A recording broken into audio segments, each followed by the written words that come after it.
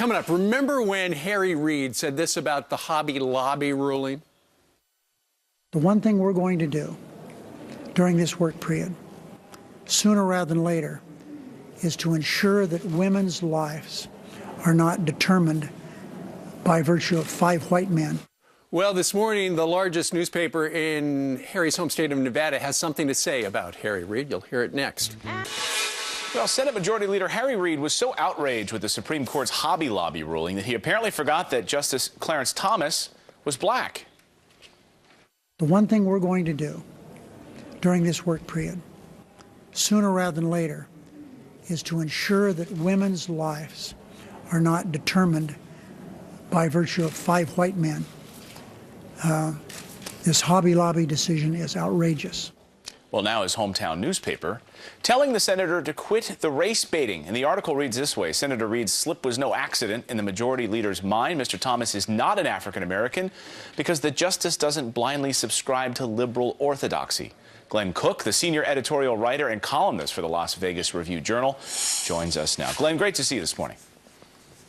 Thanks for having me. So this was no slip of the tongue, in your opinion? No, not at all. Senator Reid has made a habit of saying a lot of outrageous things over the years, but they're not by accident. It's by design.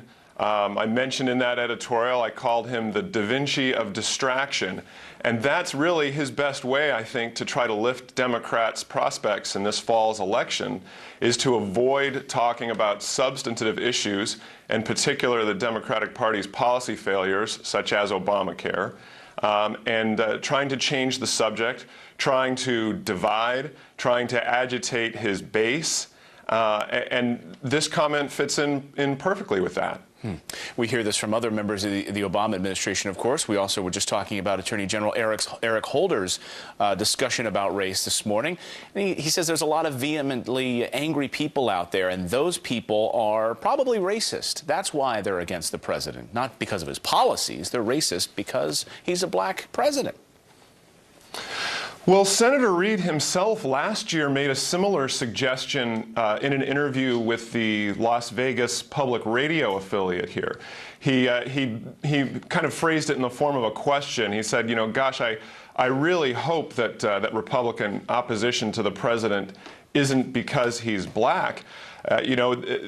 They take this constituency for granted, in my opinion. I mean, when you look at a lot of the frustration and anger in this country, I don't think it has anything to do with race. And I think if you look deep into the numbers, particularly as it relates to unemployment and youth unemployment, right, things are much worse for African Americans and Hispanics in this country than they are for whites.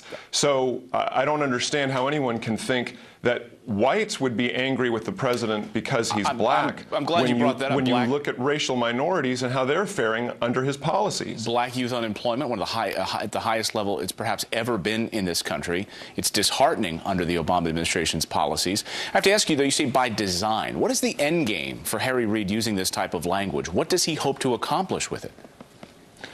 To simply change the conversation. He doesn't want to talk about the Democratic policies and their record over the last few years, especially Obamacare. Yeah. So by talking about the Cook brothers and injecting race into every opportunity, he can distract from some of the larger issues that the country's more concerned about, particularly the economy. Glenn Cook, senior editorial columnist from the Las Vegas Review-Journal. Thanks so much, Glenn.